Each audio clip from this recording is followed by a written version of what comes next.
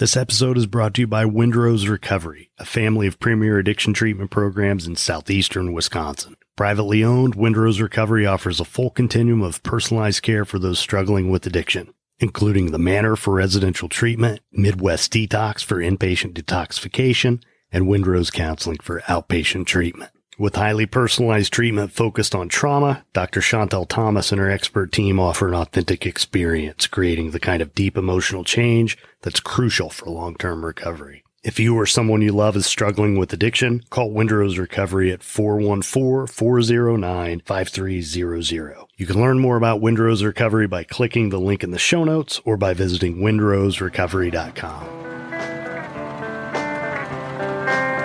Thank you for listening to The Path to Authenticity. My name's Tom Gentry. I think of this show as the opposite of small talk. You'll hear real conversations with real people who know who they are. We talk about what makes them who they are, how they became who they are, and how we might become truer expressions of who we are. I am Amy Effman, and this is The Path to Authenticity.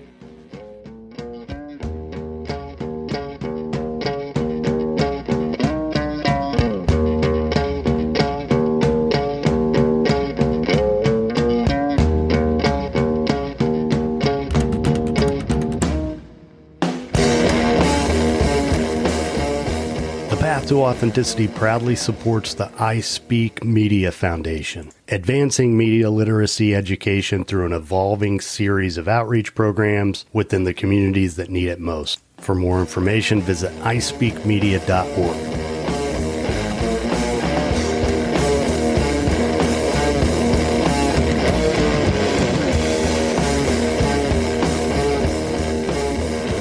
If this is your first time here, thanks for checking it out. If not, thanks for coming back. I'm Tom Gentry. This is episode 95 of The Path to Authenticity.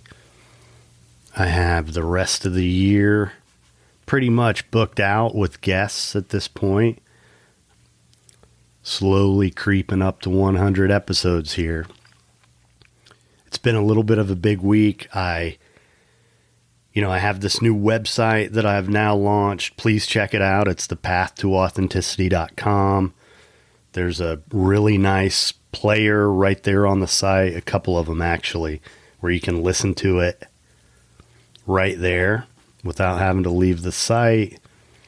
Or, it has direct links to subscribe wherever you prefer to listen. And then it's, I have a lot of blog posts and stuff like that. The most recent one being related to this episode with my friend and colleague, Amy Effman, who's a therapist in Boca Raton, Florida. But please check out the website. The real heavy lifting of moving this podcast from one site to the next took place this week. So if you've been on the feed, you might have seen that it's kind of messy. This verbiage in the wrong place, here when it should be there. A lot of that kind of stuff. So this week has been kind of working out the kinks. But it's all coming together really nicely, and it's immediately serving one of the purposes which I had for it, which is to be able to track who's listening, how many people are listening. And it's already pretty apparent that a lot more people are listening to this than what I thought were. So I'm pretty happy about that. That's a train you hear in the background. So anyway, moving this RSS feed for the podcast, you may see duplicate entries. One episode appearing in the feed more than once. It might look like you're subscribed to the wrong place, so just be mindful of it, please. If you're inclined to subscribe, maybe make sure you are, or resubscribe. Make sure and stay connected. Please, also in terms of subscribing on the site, you can subscribe to the podcast mailing list. which I haven't really done anything with yet, but I will be soon. I'm going to do a monthly newsletter at least. So anyway, I hope you enjoy this. Amy Effman.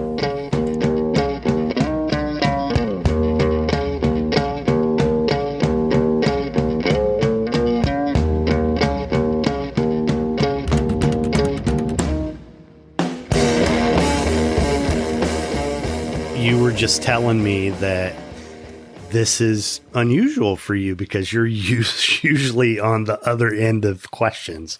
You're not on the side where you're being asked. You're on the side where you're posing them, right? Correct. Yeah. Why is that? Tell us why that is. So let's see. So a lot of my work is informed by the motto of staying curious. Mm-hmm. And so I find that as I meet with people who I have less in common with, my curiosity spikes, and I tend to ask a lot of questions while building rapport with clients or with people. And oftentimes as I'm collaborating with other people with the intention of assisting them or guiding them, I provide very little self-disclosure. So this should be a little bit different. Well, I want to make sure you're comfortable. So, we won't push any limits there. We both have boundaries, so yeah, we'll honor those. So how are you trained? I can't remember. I must have known at one time. Are you a social worker or are you a mental health counselor? Yeah. So I am trained as a postmodern systemic family therapist. Okay. Which is a style in which we observe or look at an individual as part of a larger system and many various systems. So in working with an individual, part of this whole stay curious motto is designed by first assessing patterns that have existed in one's life, whether it be in their family system, their lifestyle system, if you will, financial systems that might be a part of their life, their religious system or spirituality system, the demographic from which they were raised or brought up, or maybe even if they were, let's say they were adopted by a culture in which they were not born into, how does that create change or patterns for their lifestyle and their choices currently? So by being trained as a postmodern systemic family therapist, the way I ask questions and the language choice that I use with people, and probably the way I've been trained to think, might be a little bit different than someone who is looking for, let's say, a diagnosis or a set of problems, or kind of zoned in on maybe a singular goal. This would be a larger scale of thinking, more on the macro level. How is this person sitting in front of me? How have they arrived here? Right. What areas of their lives have been impacted by their choices, their thoughts, their emotions, and what can we tease out by asking good questions and creating some good, healthy conversation and dialogue back and forth? And part of my training, a lot of my training is solution focused and solution driven. So the focal point for my questions, once understanding where someone has been, is to not harp or dig on history. It's very much focused on the things we can change, which would look like redesigning the present and planning for the future, more so than spending hours, weeks, months, years on history, which is a lot different than other clinicians. Yeah. And I don't know, having done a lot of work myself, for me, I think some of the most progress I have made in being more who I want to be in the present and moving forward could only really happen when I was willing to really go deep and not like necessarily, I guess for me, it's been about experiencing the emotions that I repressed, because until I could do that, they were still holding me back. So It's interesting.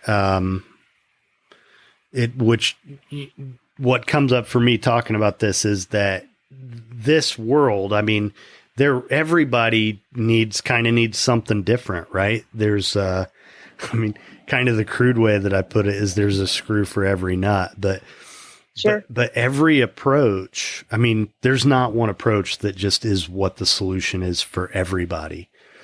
Correct. And maybe I need Amy Effman at a certain point in my life, but later down the road, I need to be able to reflect. And, you know, we change as time goes on. So, sure.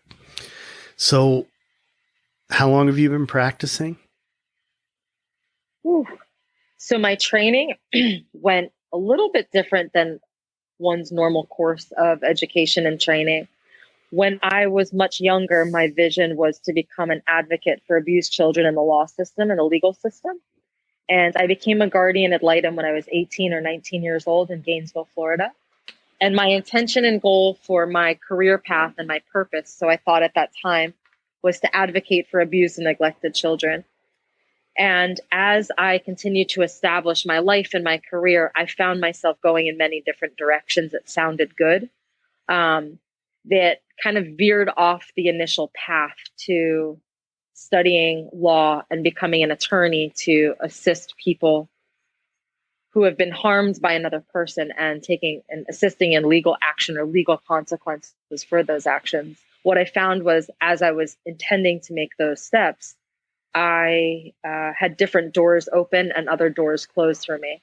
So it led me to studying first I studied business undergrad and then transitioned into my first graduate program, which was cross-cultural education and diversity, because I'm extremely culturally sensitive and appreciate, admire, and love diversity, and find that when working with people, I'm a heck of a lot more interested and curious about people that have little in common with me than I would someone who has a very similar upbringing or background. So what kind of started my formal education after my undergrad in business was my first master's degree in cross-cultural education and diversity, which led me to a whole different avenue and presented some life challenges around that time in my early 20s. And I was exposed to substance abuse in the addiction world early on. And having moved to San Diego at 20 to kind of explore and recreate myself in life, I found that I learned a lot about the people that were in my life and the way that their thinking worked and the way that their choices worked, and became extremely curious about studying substance abuse and addiction. And then I decided to study or further pursue my curiosity in addiction studies and substance abuse. So I was very young. I was probably 22, 23. At that point, my life had taken a turn. Were you in San Diego? Is that? Yep. I was in San Diego. I had finished my first master's in cross-cultural education and diversity. And I found myself in a situation where I was very curious about the addicted mind, the addicted brain, through personal life experiences. And I started to study at UCSD to become a substance abuse counselor. And from that point moving forward, my whole direction in which I thought my career and my life would go took a massive shift. And I fell in love with the work and the science behind it. And primarily what I really fell for was this idea that families could reunite after pretty significant damage had occurred. Mm-hmm. And I was curious how I could become someone who could assist in the healing process for families that were in trouble, primarily because of substance abuse, alcoholism, and some of the awful things that come with that. Abuse, trauma, incest, divorce, infidelity, et cetera, violence. So that really piqued my curiosity. So when it comes to my studies as a therapist, I did work it a little bit, I don't want to say backwards, but my initial interest was in substance abusers and the science around the addictive brain. And then it became something where I wanted to continue to study. And I kind of dipped my foot into a couple of different graduate programs at NYU, their social work program, Nova Southeastern, their marriage and family therapy program. I studied at UCSD to specialize in addiction. And also at Alliant International University, I studied marriage and family therapy. So I had been exposed to various styles of marriage and family therapy through different training programs. And then I finally completed my studies here in South Florida at Nova Southeastern in marriage and family therapy, where everything kind of was wrapped up between the first graduate work in diversity and cross-cultural education, which led me to the addiction studies and kind of specializing in substance abuse counseling in San Diego, and then transitioning into marriage and family therapy and completing my studies with that. But I spent a long time going to school, trying out different programs, making sure it was the right fit for me. Mm. You know, one of the things that comes up often in this podcast is the kind of path that we take in life professionally, and how I'm not sure what it's like to be a young woman to go through this, but as a young man around 18, I felt a significant amount of pressure to like know what I was going to do with my life. And I really didn't. I mean, I had some ideas about what I wanted to do, but I was a confused kid, and I figured it out. You know, eventually it all worked out, and it was a nonlinear path. But I also kind of beat myself up for not being someone who knew exactly what I wanted to do with my life at like 14, 16, 18. And, you know, it's kind of crazy to expect that of oneself. Mm-hmm. And especially in this day and age when people, you know, change careers often more than once in the course of their professional life.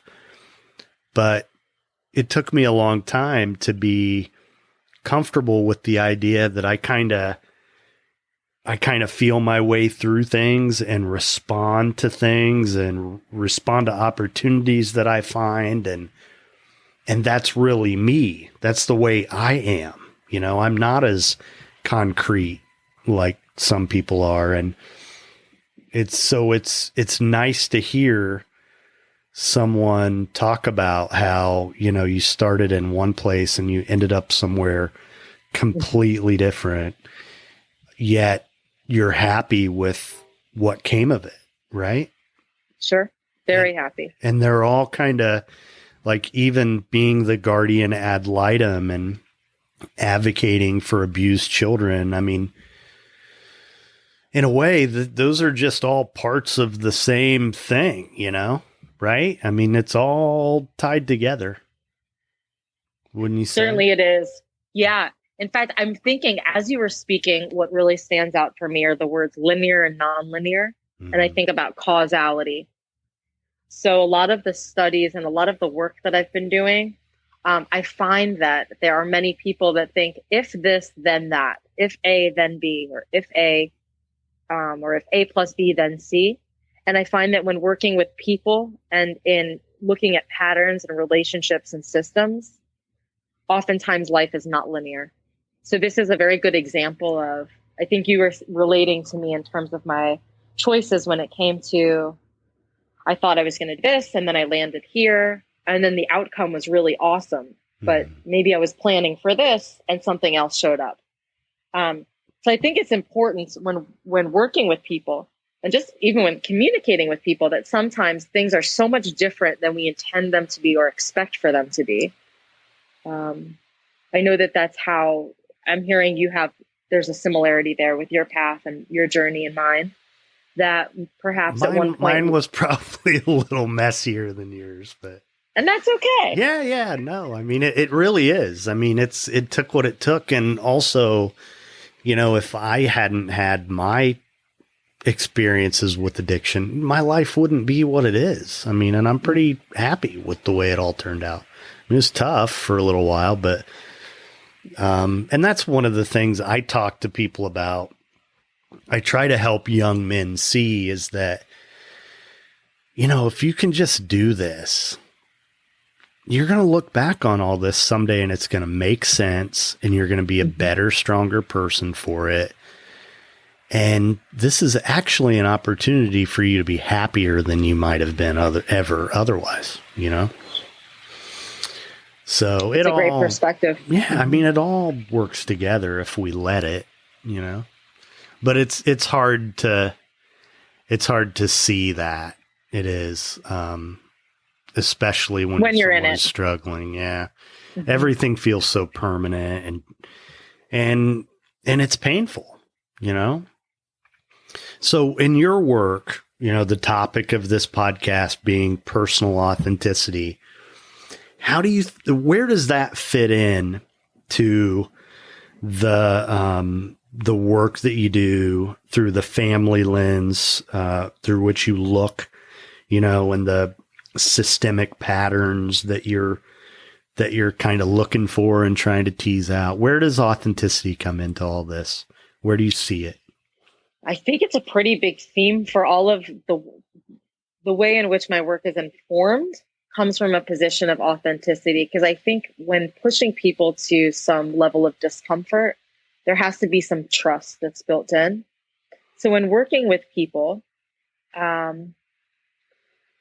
without disclosing too much about self, because I'm not very big on self-disclosure when it comes to working with a client who's come to you for guidance, I think that being authentic has a lot to do with how you show up.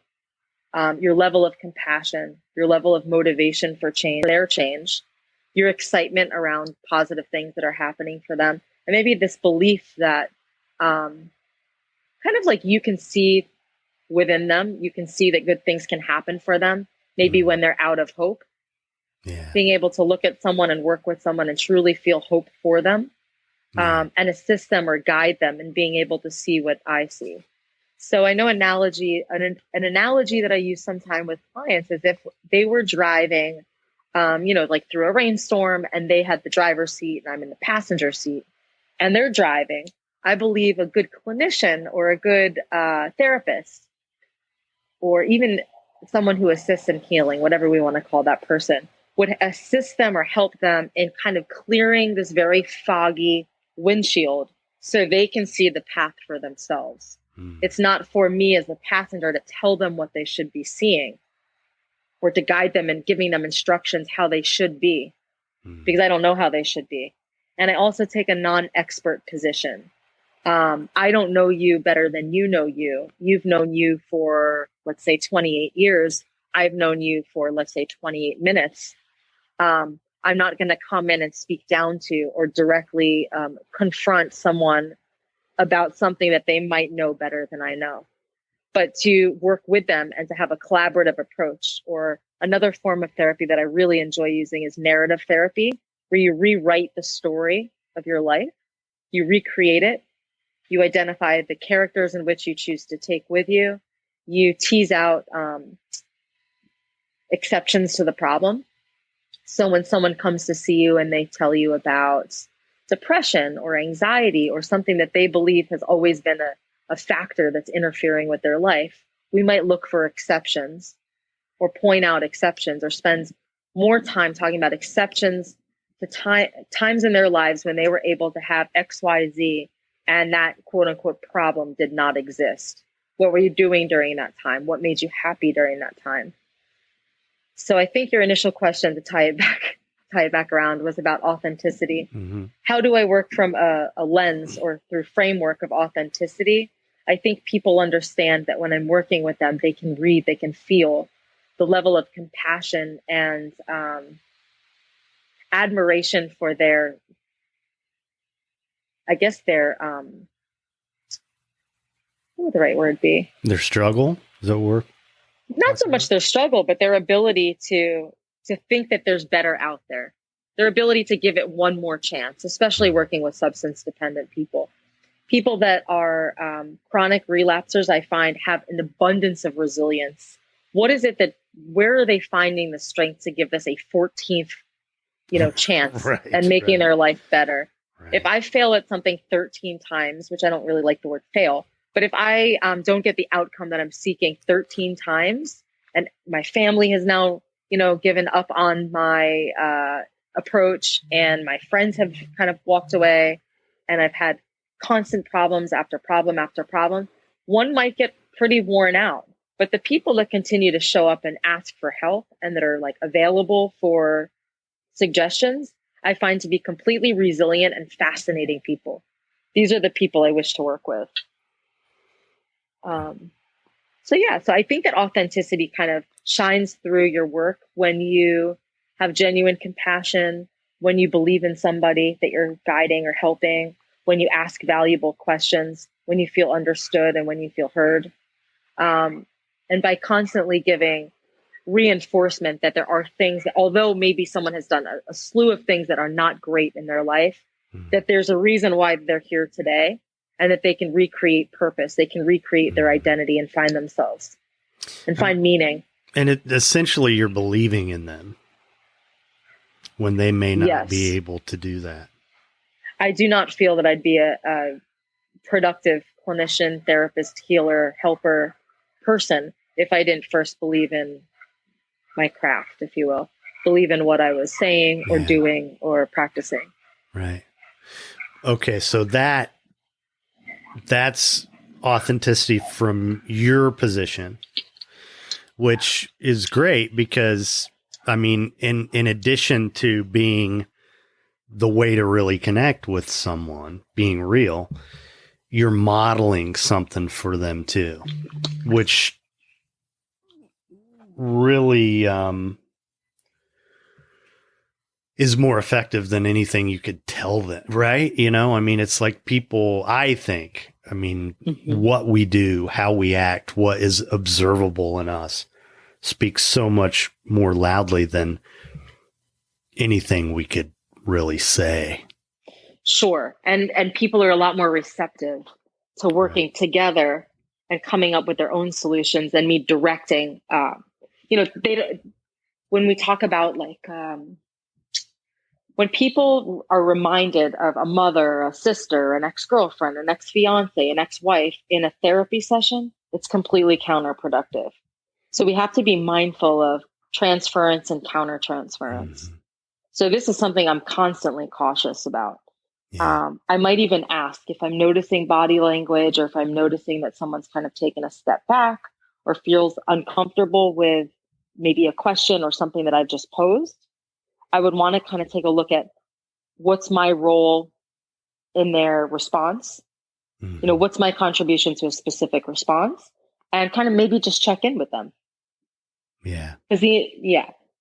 So oftentimes after I've worked with somebody, they appear very motivated to want to continue to work together, as mm-hmm. opposed to this being kind of an uncomfortable, being prodded, picked at, or talked down to, God forbid, feeling judged. Yeah. And I think when people are resistant to therapy, that's, really, they don't want to be picked apart. I think that's it. Yeah. A lot of times they don't want to be scrutinized. Sure. And in doing so, I think I've mentioned many times, I ask questions. I'm not very direct until I've built some rapport with a client. And I ask kind of valuable questions for them to think, and then for them to say, oh, wow, yeah, maybe I was part of the problem. So I might ask in a situation, which would be relational or systemic, about one's contribution to mom cutting me off, to my boyfriend walking out on me, to my friends leaving me at the bar, without saying, were you blackout drunk and provocative and all over your friend's boyfriend? I might ask, what was your contribution to the friendship dissolving? And they might look at me like, what are you asking me? What are you talking about? What's your contribution? Or maybe if someone cheated, I might ask them what the cheater's contribution was to the failure of their relationship. Kind of ask questions that might be outside of the box to make them kind of pause and think, oh, wait a minute, what is she asking? Yeah. Well, and that's part of it, right? Just helping people see things from a different angle. Mm-hmm. And I like what I'm hearing from you is that what I believe is that people have the ability to heal themselves. And, the part of the therapist, the helper, or whoever, the healer, is to just support them in that and steer them in the right direction and believe in them and, challenge them when they're trusted but essentially I believe we all have it within us, and it goes back to what you were saying a little bit ago, when you can see things in clients that they can't necessarily see in themselves. Mm-hmm. I've had a situation with this client in a group that I do that's been coming up. There's a decision he needs to make that he's resisting making. He knows he needs to make it. It's a difficult decision to make. It's something he's going to grieve. He knows he needs to do it, but the way he explains it is, I can't. I know I need to do it, but I just can't. And you can tell the way he says it, he's just said it to himself for so long. Mm-hmm. And he says it, with shame in his eyes. And I just looked at him and, I know you don't think you can, but you can. Like, I know you can. You can do it. So, and I, I'm not just saying that, like, of course he can, like, break up with his girlfriend, like, Mm-hmm. I mean, but, it's so easy. The negative self-talk is so corrosive to us. That's a huge barrier to get past. Right. I mean, but really what I wanted, back to the authenticity thing. So in terms of the person in the other chair, mm-hmm. where do you think personal authenticity fits in with the client and their process of healing? What's your take on all that? When it comes to the client's authenticity, or the provider or the clinician speaking to them? Yeah. One of the things a conclusion that I've come to, and part of the reason why I wanted to do this podcast on authenticity, is because, if I really go back and look at every decision that I've made that harmed me in some way, I mean, I compromised myself in one way or another. I wasn't true to myself. I was inauthentic somewhere, either I wasn't, I engaged in a job I didn't really want, or a relationship that was less than I deserved, or whatever. There's always a betrayal of self, I think, on some level. And I feel like addiction, in a big way, I mean, it's just a person at war with him or herself. So how do you get through that to the authentic person who, where the person can make peace with him or herself and be who he or she is? I would want to understand what's blocking that. I think when we talk about authenticity, in an effort for someone to truly love and admire themselves and feel good about their decision making, they have to be in a position where they do feel confident. They do have things that they can look at themselves and think, I'm good enough to make a decision, regardless of what others might think, or regardless of things that people have done to me in the past, or things that people have said to me in the past, the way I've been treated in the past.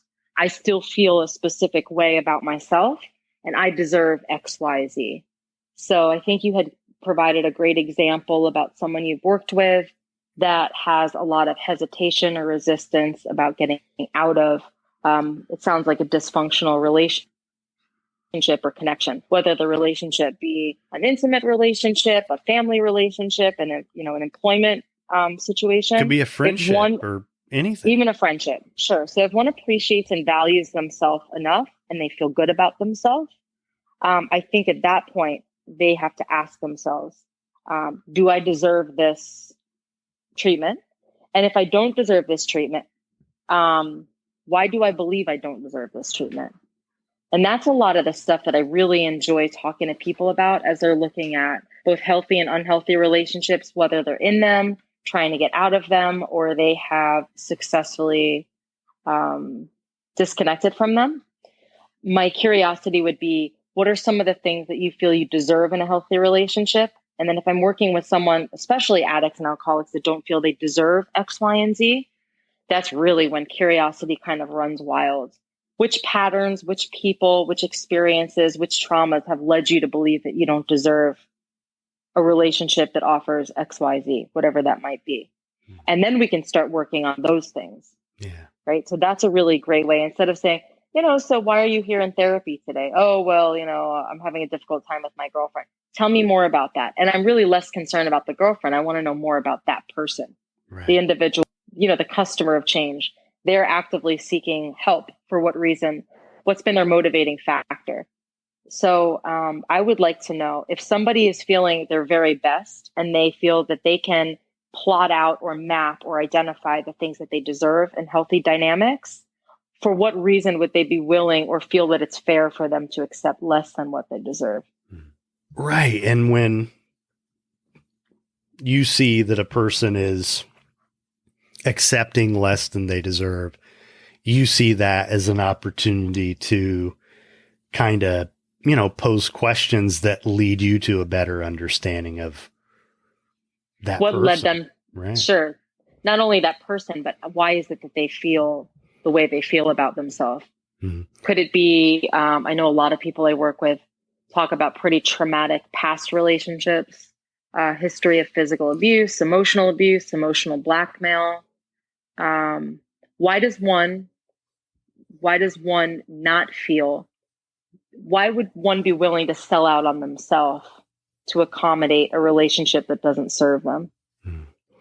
Well, one of the things sort of a general belief that I have about people is that, whatever brand of dysfunction you kind of grow up in, and I think for the most part, all of us have something. That's what is normal to us. That's what's most comfortable to us. So then we feel most comfortable with that. So when we choose partners, like if we were emotionally abused, then it doesn't necessarily feel like foreign to be with somebody who talks down to us. It kind of feels comfortable. And it also might feel kind of weird to be around someone who's really, really good to us, and Sure. until we heal, it's like, and it goes back to the patterns, the family patterns, because I don't know. I mean, I believe that when you asked, why is it that a person would accept less than they deserve? I think, do you find that it is somewhere in the family story, some sort of pattern? Sometimes, not always. Well, let me backtrack there. So sometimes that happens where we're repeating history, right? This is where the patterns are pretty interesting. So when I meet with someone, for whatever reason, I meet with them, whether it's a DUI, it's just a client who wants to come in and work on stressors, et cetera, a substance abuse problem, I always start with a family genogram with the intention of looking at patterns that exist. Mm-hmm. And so some people find it kind of bizarre that during the first session, I seem to be like kind of drawing things on a piece of paper the whole time we're meeting. And with that information, what is she doing? Why is she writing stuff down? Right. And I do a very good job at explaining to them what I'm going to be doing while they're talking to me. So I can kind of highlight to them some of the things that I understood them saying at the end. And they really at the end, they say, wow, you were listening to like every detail. I wasn't sure what you were doing. And I noticed you were writing a bunch of stuff down, but I show them what the family genogram looks like, and it's pretty messy and sloppy. But for me, it shows a lot of different dynamics that exist, patterns, even if they're patterns of unhealthy friendships, unhealthy work experiences, an abundance of different employers, getting fired several times, physical trauma, physical abuse. Does that then play into your current relationships? Are you on the receiving end? Are you a survivor? Are you a victim of it? Are you the perpetrator? So it's interesting to see kind of all of the dynamics and all of the patterns. Have you ever done one for yourself? Yes. Yeah, Yes. I have too. So I think any good therapist, or I should say any person that's helping guide another person, should really take a look at self-inventory and take some of their own suggestions and questions and invitations. I call my writing assignments invitations, but have a look at those things before asking others to do that. Let me invite you to take a deep look at yourself. Yeah. Yes. So that is a part of my first session is I invite people to tell me, who is that guy? How would you describe that guy to me in third person? And so that is a really uncomfortable invitation for many people. One, right? Can be. And then, of course, they're invited to do some more work beyond that, which would look like, so once we've discovered or identified who is that person, who would you like to become? And how will you know when you've become him or her? What signs will indicate that you've made change? And gosh, who wants to talk about those? You know answers? what, Amy? You sound like a really great therapist. Well, I appreciate it. I mean it. But it's fun. It doesn't even sound like therapy. Who wouldn't want to know this information about themselves? Yeah, yeah. I mean, these sound like fun questions. Absolutely, yeah. Well, and when I say that kind of jokingly, I mean, I already knew you were, but it's also nice to kind of learn a little bit more about you and your approach. And thank you. I get very excited about this stuff. Well, and I find it so satisfying to see other people get better and get excited about who they are and who they can become. Well, and I've done the genogram thing. I mean, I did it years and years ago with a therapist a long time ago, very early on in my recovery. But then also not all that long ago in adult children of alcoholic and dysfunctional families, which, is like deep work, that 12-step program. I mean, it's, I was so happy to find it and see what it was like and see the work. But, the first step in ACA is part of it is a genogram. And it's incredible. And they basically, use this shape for that or whatever, and I kind of went all out and got a big poster board. Yep. First of all, I'm the youngest of 8 kids, so I have an enormous family. Wow. Is that awesome? Yeah. So, but I went all out, and I mean, I used crayons and, color coded stuff and what was really comforting to me about it is that after I did it, I could look at it. I mean, and once I got past, wow, that's crazy. There's an awful lot of stuff there. For me, I had this feeling of, wow, it really would have been impossible for me to not be an alcoholic given the circumstances. I mean, and also I survived all that. Yeah. I mean, it was comforting and reassuring and in addition to a little troubling, but, when you're a person, like, you're willing to do that kind of stuff. I mean, you're ready to, like, sure. Take a deep dive. Well, imagine this, just as a person is describing themselves as a survivor, I think the significance of language is so important. Today I wake up and I am a survivor, but that is a totally different attitude, perception, energy, title. It's a whole different message than, I'm hurt. I'm broken. I'm a victim. I'm broken. I'm a garbage pail. Yeah. I'm a loser. I've screwed up everything in my life. I've harmed everyone I've been with. I've cheated on all my girlfriends. I've been cheated on by every boyfriend. I think that language is powerful. Yeah. It's almost like an invitation to allow history to repeat itself, but history doesn't have to repeat itself. Well, the other, and I a lot of times describe this stuff for people in crude ways because I'm not a brain person, or, I don't know a lot of the science behind stuff, but I'm a big believer in mantras, right? And what really kind of sold me on it is, I remember I was traveling for work. I was at like this departmental retreat up in Tennessee for this company I was working for, and I took a little like Eastern meditation book with me. It was like Yogananda. It was just, I think it's called Scientific Healing Affirmations or something like that. And, I've never really been much of the look in the mirror and say, you're good enough, you're smart enough, and doggone it, people like me. And people like me. That just always felt kind of lame to me. But I'm flipping through this book one night after we kind of broke up and at the meeting, and I find this mantra that he's suggesting that you repeat, and it was every day and in every way I'm getting better and better.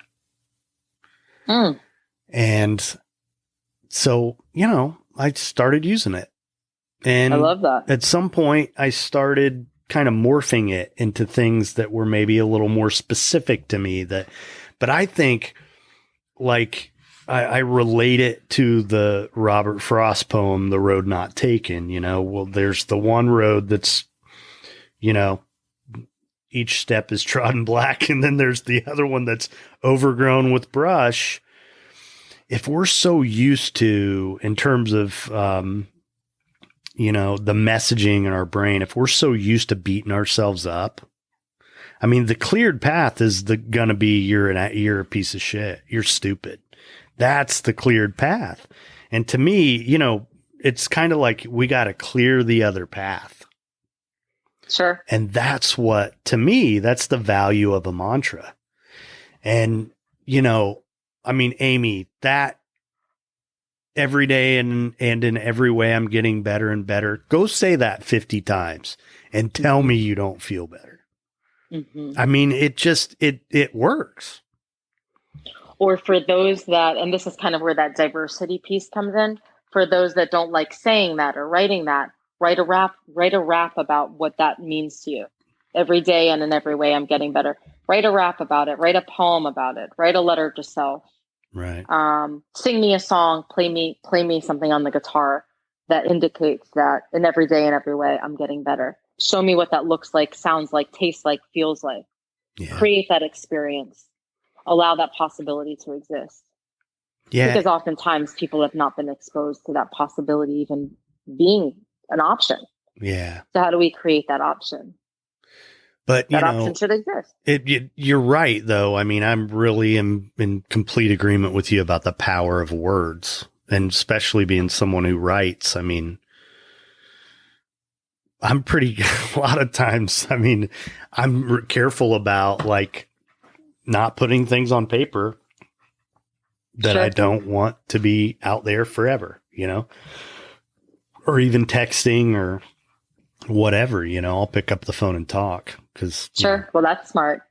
Yeah. Well, and I'm not talking about anything crazy, but just anything sensitive and or anything I'm not really sure about. That's the other thing, there's a quote from a book that I've been reading that it's something like words in granite or forever, something like that. Like they're, words don't go anywhere. They don't when they're published, and they really are powerful. And the things that we say to ourselves, the things that we say to other people, it really does matter.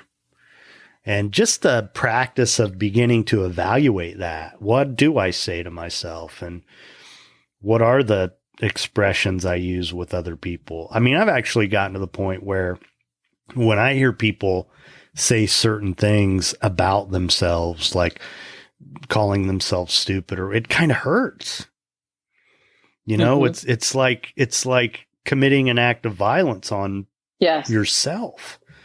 It just kind of breaks my heart to hear someone be that hard on themselves. And I'm usually pretty consistent about saying, you know, don't talk to yourself that way. You know, I mean, so, and people don't always want to hear, in our culture, people will slough it off like, well, you know, I don't really think I'm stupid. Well, you know, you'd probably feel a lot smarter if you didn't say you were stupid. That's right. 1,000 times. Or maybe one can ask themselves, if they hear someone saying, I'm stupid, I'm stupid, I'm stupid. Well, what else are you? Right. What else are you? Right. Yeah. Kind of inviting, okay, so if we want to reserve this idea of you being stupid, what other things are you? Yeah. Especially when it comes to people that, again, are very resilient. You say you're stupid, but despite thinking you're stupid, you're back in treatment trying to do better for yourself. Is that also true? Well, that's also you know, true. with the negative self-talk and and all that, I mean, they're living life with one arm tied behind their back. Totally. And they're still surviving, you know?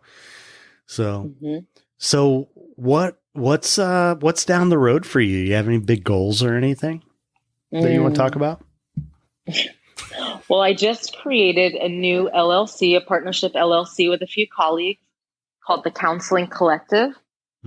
And in doing so, the intention and the goal is to create a larger group of clinicians that have a variety of different skill sets and strengths, and really provide some guidance and supervision for, I guess, the industry, if you will. So hopefully take on some 1099 contractors and some registered interns, and work to assist other therapists and clinicians that are becoming licensed and eager to find kind of a collaborative group. So that's a pretty exciting thing. I like that. I've also been doing some writing and some speaking here and there. Usually it's when treatment facilities I consult with or I'm associated with ask me to speak on a specific topic. And I really, really enjoy that. And then in the past, I would teach classes that would help guide clinicians or addictions professionals or addictions counselors in their certifications and understanding kind of family systems and understanding the addiction model and how we treat substance abuse treatment from a different lens, kind of like from a postmodern systemic lens. So I've done some work in, graduate programs and also in the certified addictions programs for BHTs and also for CAPS. And I love working with people that are studying to become therapists and counselors and healers and behavioral health techs and everything else. But these days where I've been challenged is just kind of like writing articles for the legal system and some court, various things for court. So I do a lot of assessments and evaluations for individuals who get DUIs, maybe stalking cases, violent offenses with anger management. I also help people who are trying to gain custody back of their children and work with people with domestic violence and divorce and family matters because of alcohol or drugs. So I really like getting involved with that. And I've been doing some work around individuals with high net worth. Mm-hmm. So one of the programs I consult with in Tequesta, Florida, has a program for executives that would probably not be willing to go to a traditional treatment center with a traditional program. Mm-hmm. And so that's been really kind of fascinating, working with people who have had a different set of consequences, but have maybe never been affected financially or in their business for having a drug or alcohol problem or a mental health problem. And so it's interesting to see how their lives take a turn when they are confronted with a spouse maybe walking out, adult child telling them that they're done with them. Or a board of directors saying we're going to fire board you. of directors, or major medical consequences. That's typically what we see. But doing a lot of work with that. So helping financial planners and trust attorneys, estate attorneys, kind of navigate what that looks like for people that have excess resources and cash, how we can best help people that sometimes don't have financial consequences. So another area of interest for me. So Would you say you're doing what you're born to do? I love what I'm doing. Yeah. I love what I'm doing in a totally amazing world. I think what I would love to have is something kind of like in the movie Annie, where there was this home with tons of kids and be able to have kind of like a really positive and healthy and happy orphanage for lots of kids. But that I don't think is realistic these days for me in kind of my lifestyle. But definitely trying to serve as many people and trying to offer a new approach or a new way for other people that work with people that are suffering that is non-judgmental, non-confrontational if possible, and a way of kind of like spreading love and curiosity as opposed to kind of heavy confrontational models. Yeah. It's not really my style. That is not my style. Well, and I mean, having worked in this world for a long time, the older I get, the kind of further along the path that I get, to me, it's becomes increasingly apparent that it's about showing up in a loving, supportive way for people.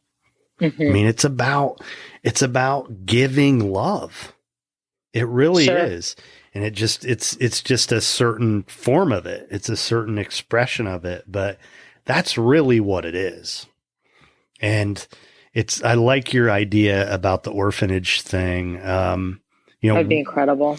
One of the observations have about the addiction treatment industry is that, if you go through the biopsychosocial histories of all the clients at all of these facilities, I mean, there are a lot of adoptees. And I think most of the time it's just kind of parsed out as something to deal with later, or it's not directly addressed. And it's a primal wound that I just think it's overlooked a lot and also not really well understood in our culture all that well. We kind of do this thing with adopted kids. Well, lucky you got adopted. Well, another way to look at that is you suffered the worst loss you possibly could at birth. Yeah. This is a super sensitive topic for me. I don't know why, but I've always told myself if I went back for my doctorate, that would be my area of focus, would be the correlation between adoption and addiction. Yeah. And I've noticed that I gravitate towards people in my life that have been, let's call it survivors of adoption. I find it pretty fascinating. Some with an extensive addiction history, some without. But I find it completely fascinating, specifically around like the attachment model and what comes next and what does family mean to me? What does a spouse mean to me?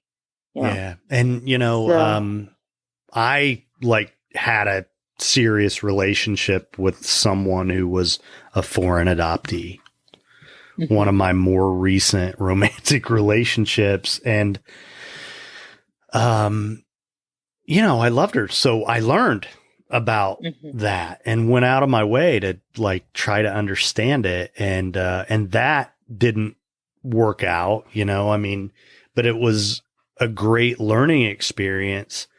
And then what I began to find professionally is these guys kept showing up in front of me, like foreign adoptees and with these wounds. And so I was able to take that I learned personally and show up for them in a way that, nobody really ever had before. That's right. And it's huge. It's huge. And the attachment implications of that are just enormous. And it kind of just makes you question everything. And of course, I mean, I have other adoptees in my life. Everybody deals with it in a different way and has different beliefs about it and stuff. But, that correlation between that and addiction is really interesting. It is. And significant. And when you were talking about the orphanage thing, I mean, one of the things I've thought about, I really hope that as a society, and I feel like we're becoming better and more open about healing and all this stuff that you are talking about, that the society is becoming more open. But I think, honoring grief and loss, giving ourselves time to mourn, like we're not great at that stuff. And I always thought it would be cool for there to be a place like a big house or something.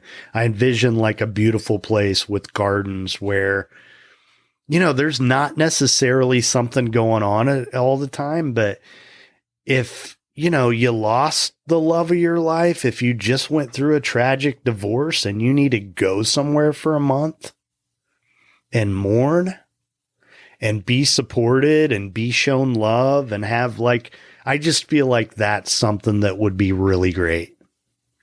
Mm-hmm. And I mean, there are lots of little things that could be done differently. But I really think going back to the beginning of our conversation, coming from a curious place is really, really important, and trying to understand people rather than taking a position that I know more than you do and you need to listen. I mean, it just, I just disagree. I mean, we all need to be heard. Yes. How could we expect that someone could even help guide us or help understand us if we're not feeling as though we're heard? Yeah. So I completely agree. Yeah. So, all right. So you didn't really answer the question directly. Are you doing what you're born to do? But it sounds like if you're not yet, you're on your way there for sure. I am certainly doing what I was born to do without question. Well, and I mean, just being able to work with you a little bit over the last few years, it's, you have such a bright personality, and it's, and a warmth, and you're fun. I mean, it's something that, people are hurting really need, that on top of understanding and being curious. I mean, you actually shine light on them too.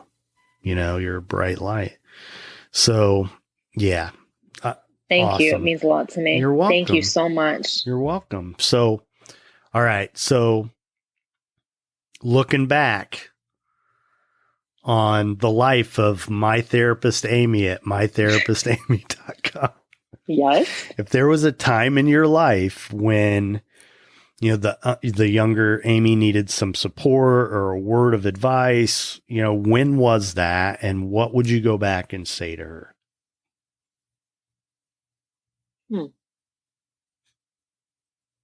When was that? When did that thought, fear, insecurity initiate? When did it begin? Well, when was the time when maybe you were suffering in some way, you were hurting and you needed... Okay. When was the time and what did I do? Or when was the What time? would you go back and say to her? Thank you.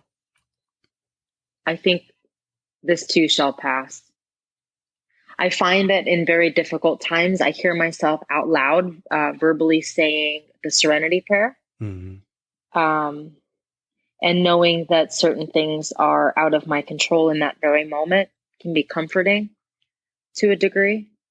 I also think that staying connected to nature is extremely important to me.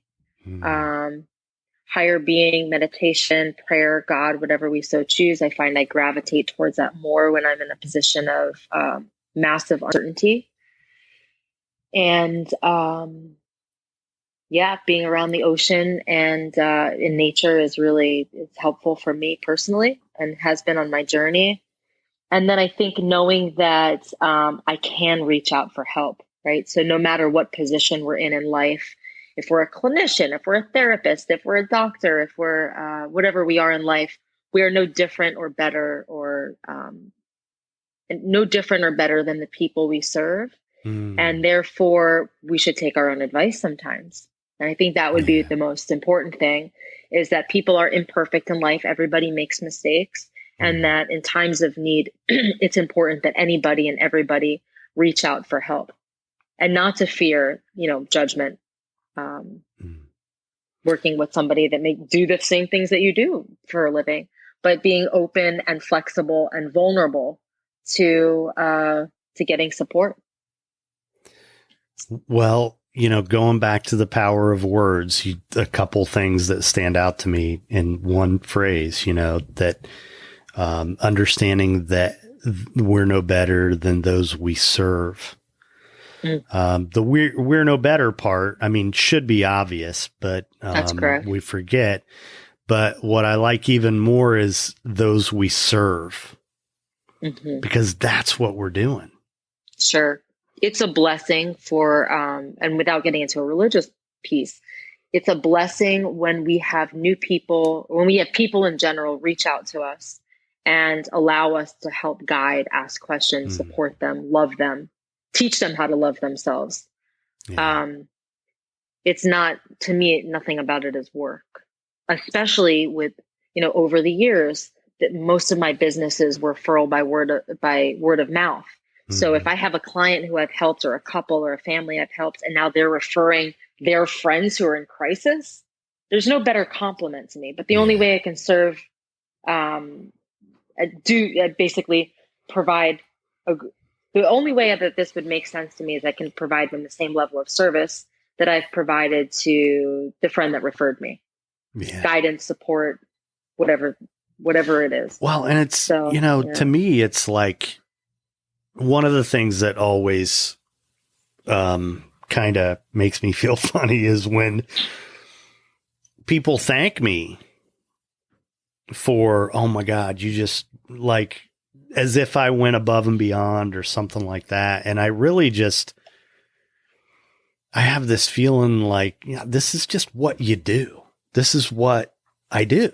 Like, it's not, you don't have to thank me. Like, you're a mother whose son is killing himself slowly and you need help. Of course I'm going to help you, but we're also like that life preserver for, people are reaching out, they're drowning and they're reaching out. They need it so badly. And they, the families too, they just need love and support too. And one of the things I've come to enjoy over the years, I might even like working with parents and families more than I like working with clients. I really, I love the time on the phone that I spend with moms and dads and helping them just kind of have a little bit better understanding of what's going on.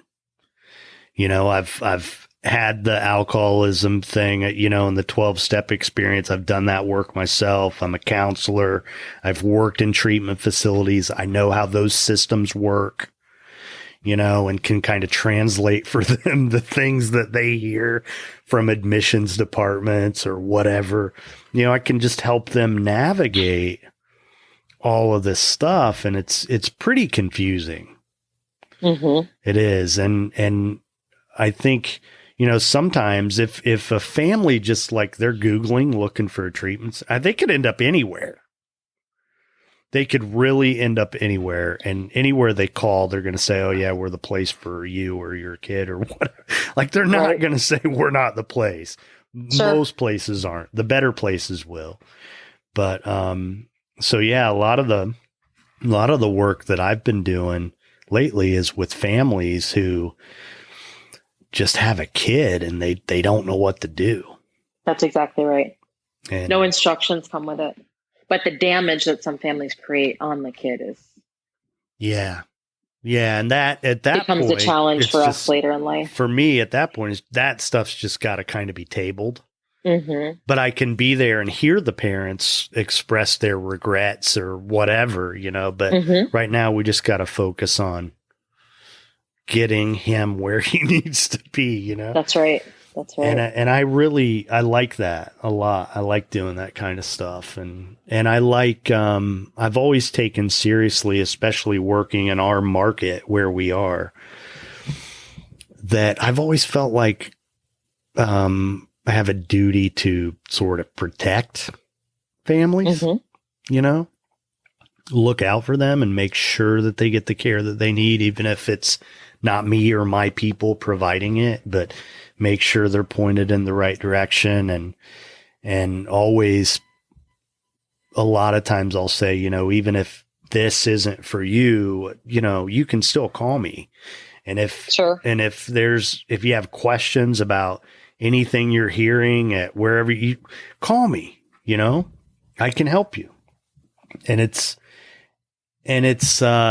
going back to what you were saying a few minutes ago. I mean, it's really an honor to me. The way I look at it is to be in a position to be present for people at the most painful, critical times in their lives when they need to make this monumental change. It's an honor. I mean, it's like a recreation of life that's taken place. And we get to be there and witness it and support them through it. It's pretty amazing. It is. Certainly amazing. So, well, this has been fun, Amy. Yes, I really appreciate you allowing me to be a part of this. Oh, well, I appreciate you taking the time. And are you comfortable with your level of self-disclosure here? Yes. Yes.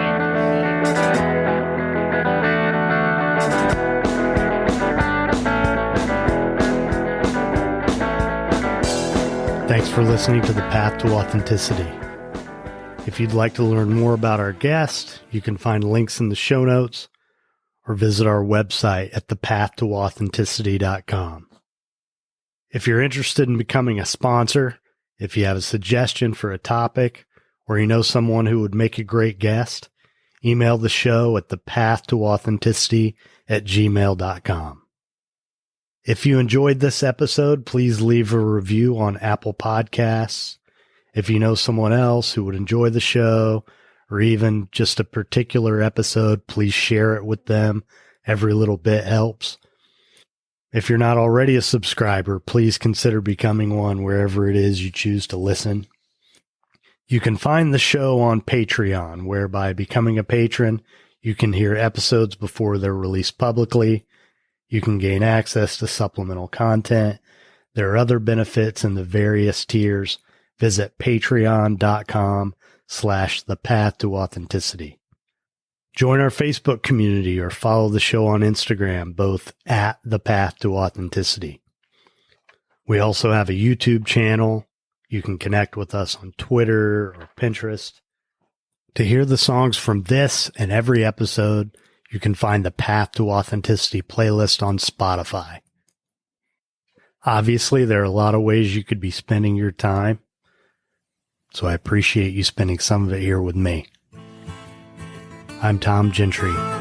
Thanks for listening. Be nice.